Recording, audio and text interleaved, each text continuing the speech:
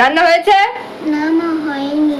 তুমি জানো না বৌমা, আমার বাবুটা খেতে বেরোবে সকালবেলা, আর তুমি এখন রান্না করোনি?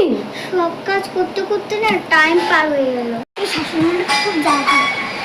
আমি ওই শাশুড়িমাকে আমি বিষ দিয়ে একদম মেরে ফেলি। সন্ধ্যাবেলা তো মা চা খাবে, ওখানের মধ্যে বিষ মিশিয়ে দিব, তারপর মজা হবে। বাবু, এই বাবু ওঠ, দেখ কটা বেজেছে। মা এত সকাল সকাল ডাকছে কেন? ঘুমোতে দাও না।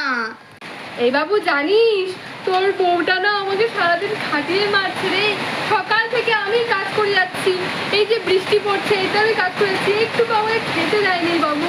কি মা, দাঁড়া, আজকে বই হচ্ছে।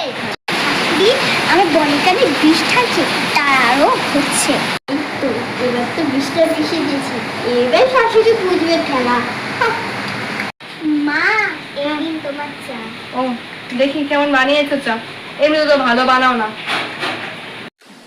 বেশ হয়েছে ছোট শাশুড়ি, খা না, খা খা।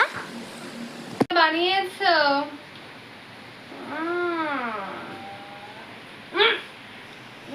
এটা কোনো চা হয়েছে? কি আমার আমার মুখ চলছে কেন?